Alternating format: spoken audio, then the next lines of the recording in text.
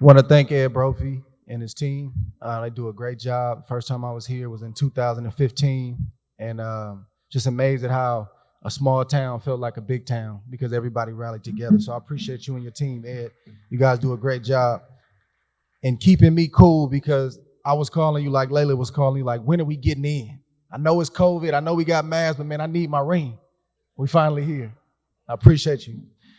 I want to thank God, not just for being here, but just for keeping me, in life. Started off good, then I went astray and, almost lost it all at one point in time in my life. And he pulled me out of that and he sustained me in a business like boxing. Boxing can be an amazing sport, but it's a cold, treacherous place sometimes, inside the ring and outside the ring. And I'm still here and I'm alive to talk about it. So I thank God for that. I want to thank my wife. I gave her some flowers yesterday, but I want to thank her again just for riding with me. She struggled with me. She went through everything with me and she grinded with me. So now we're shining together. I love you and I appreciate you. And I couldn't be here without you. I want to thank my 4 beautiful children, Andre Jr., Malachi, Amira, my 5 beautiful children. I forgot one. Amari and Champ. I did this for y'all. It's a lot of early mornings in boxing when everybody sleep, and it's a lot of late nights in that gym. And it's a lot of times we don't want to go to training camp and it get rough. But I had y'all in mind. I didn't want to look at your faces if something went bad in that ring.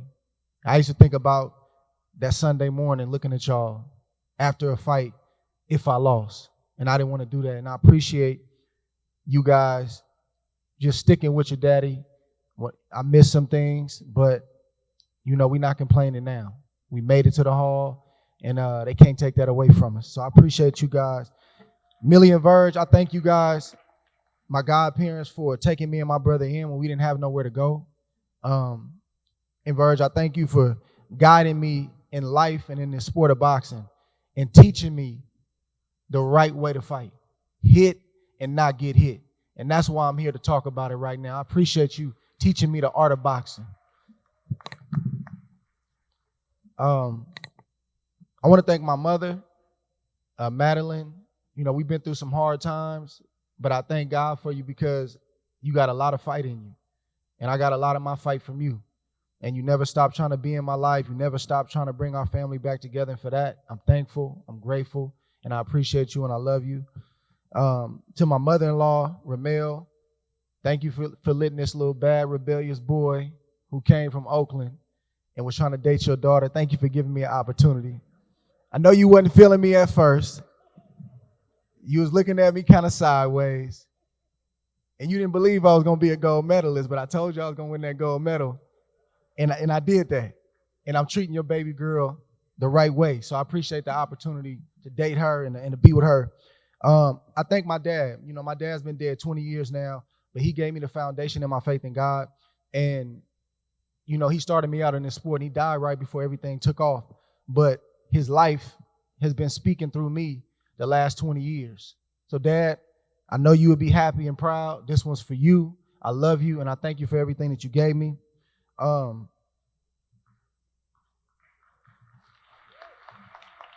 got to get through my thank yous, y'all. Please be patient with me, because I didn't get here by myself, and I want to make sure I pay homage to the ones that deserve it. My pastors back in the Bay Area, Pastor Nicole, Pastor Napoleon, you need praying people on your side in this sport. You need people praying for you. And I thank God for my church family that prayed for me and covered me and looked out for me. I love y'all and I appreciate y'all so much. Jay Prince, when Jay found me, I was done with boxing. I was in the streets. I still don't know how you found me. He found me and got my number somehow and tracked me down. I remember him telling me, I was telling him all my problems, everything I was going through, and he said, we're going to take care of all the misdemeanor problems. We just need to get you back in the ring. And Verge told Jay, he asked Jay, he said, man, if you help me with this kid, help me to get him back on track, he's going to win a gold medal. We kept our word to you, Jay, and you kept your word to us. So I love you, man, and I appreciate you. To Josh Dubin, bro, I appreciate you for fighting for me, man. You never let nobody take advantage of me with these contracts. We learned together, we grew together, and I appreciate you for always encouraging me to be more than just a fighter and letting me know that boxing was a piece of my life. It wasn't my whole life. So I appreciate you, bro, and I love you. My boy Jack, man, Jack is probably one of the most underrated trainers, strength and conditioning and boxing coaches in the game. Edward Jackson, bro, I appreciate you for putting up with me in training camp. I appreciate you for being patient when I be yelling at you because I come in my locker room and they got the AC on and I'm trying to warm up and I say, man, tell them to turn the air off, and then you come back and the air's still on and you trying to explain to me that they working on it and I'm getting on you. I appreciate you, bro. And I appreciate the ride, man. We made it. And to my brother Antonio Leonard, man, I appreciate you, bro, because, boxing is a tough business. But I knew when it was fight time because T would show up. And T always kept everybody loose. And he never stopped telling me, you the best, champ. You the best. And I appreciate you, bro. And the rest of my family and friends, you know who you are. I appreciate you for the role you played in my life. And I couldn't be here without you. And I got to thank my big three, man. I don't understand. This don't make sense to me. And I told y'all this yesterday that I'm getting in with my big three, Roy Jones, Bernard Hopkins, and Floyd Mayweather. Roy, I appreciate you, man, because you was a country boy with swag. You had me feeling like Pensacola, Florida was the place to be. I wanted the ducktail that you had. I wanted to dance in the ring like you danced and do the rooster dance. And you was the first one that I heard talk about the business of boxing and why you started Square Ring Promotions with Brad Jacobs and why you did it. And you talked about fighter safety and fighters getting taken advantage of. I never forgot that, bro. I appreciate that. And to Bernard Hopkins, the least likely to succeed with your background and where you came from, but you overachieved. And the lesson you taught me was discipline. I remember the stories of Bernard yelling at Nazim Richardson or anybody that came in the gym with a soda pop. Man, we can't have that stuff in here, man. That's poison, man. Get that stuff out this gym, man. I'm trying to be a champion until I retire. And I'll be looking at Nas like, he did what? He said what? But that's the kind of discipline that you had to have if you was going to be sitting in this seat today. You was an example, bro, and I appreciate it. And to Floyd Mayweather,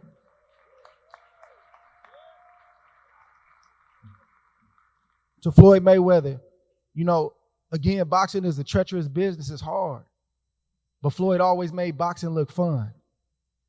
And I appreciate that.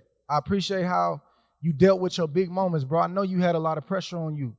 You put some of it on yourself because you told him what you was going to do. And you had swag with it, and you didn't bite your tongue. So that brought more pressure. But the whole world, I don't say the whole world, a lot of people wanted to see you get beat because everybody says they love a winner, but that's not true. When you win a long time, people want to see you get beat just to see what's going to happen. I appreciate your dedication to the game, bro. And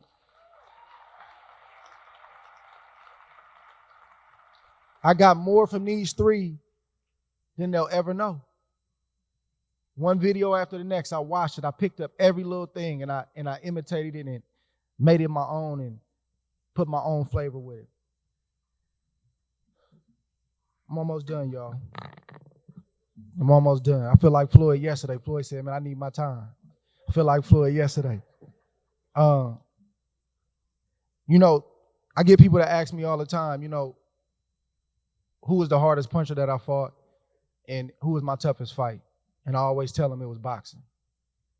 And throughout my career, I fought a lot of great champions and had a lot of great fights.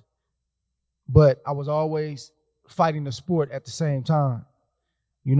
The narratives or the stereotypes that didn't fit, the prejudices and the biases that we face, I was trying to fight those too. And the idea that people would try to tell me that I couldn't be a man of God or be a believer or a man of faith in a sport like boxing. I've had people tell me that nobody wants to hear that, bro. Well, my response was, well, if people can go in there and talk about this and talk about that, I can talk about who gave me the power to do what I did. I don't care how funny I look. I don't care how people feel about it. I'm not trying to be obnoxious about my faith, but if you ask me how did I do something, I got to tell you. I can't take glory from God. And, you know, through this sport, I've taken my lumps, and I'm not saying in the ring. I'm saying in some of these fights that I fought, you know, and I got knocked down a few times in the business of boxing, you know, and I got my scars to prove it. And because boxing is a formidable opponent, but I continue to fight on. And I refuse to fall victim to the old demons and the things that try to take fighters out and rob fighters of their money, their legacy, and their faculties. The biggest fight that I had with boxing was when was it time to walk away, and how was I going to go out? I've been retired now for 5 years, and almost every day the sport is trying to pull me back. But every day that I stay gone in the sport is another day that I win. And if I stick to my word and stay gone and never come back and leave my legacy the way that it is, I ensure that boxing never defeats me. I want to leave that blueprint for the young life, the young fighters that's coming behind me. I'm going to say this in closing, y'all. I normally don't like to talk this much, but I got to do this today. Every fighter on this stage right here, and even the fighters in the room, the future Hall of Famers, champions, you know, we deal with extreme criticism and a lot of praise. And I had to learn this lesson the hard way. I had to learn to live my life in the middle. And I'm still learning that lesson. You know, some people love you, some people don't. Some people will respect and acknowledge what you've done in the sport. Some people won't. But one thing I do know is when you make it here to Canastota, New York, and you sitting on a stage with great champions like this, male and female, at this point, the debate is over. Thank you very much.